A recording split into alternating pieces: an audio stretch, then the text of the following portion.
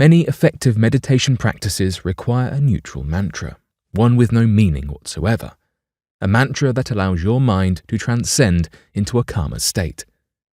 You can choose your own mantra or even make one up, but this presents a challenge. The fact that you are involved in the process creates a bias in the mantra choice. You are likely to choose a mantra that looks or sounds nice to you because you have some association with that mantra. It might remind you of a person or place you like. Unfortunately, that is not a neutral mantra because it has meaning to you. When you repeat a mantra with meaning to you, it is impossible to clear your mind. The mantra will trigger thoughts and memories. That is why effective neutral mantras are often learned through an instructor or mentor. You are given a simple sound that is meaningless. Because you are not involved in the choice, you have no association with the mantra and it has no bias. The Transcending Mantra app allows you to receive a neutral mantra.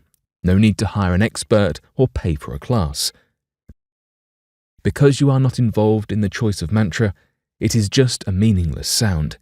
You have no prior association with the mantra, no connections, and no bias. Just follow the simple instructions to play your mantra and get started with mindful meditation.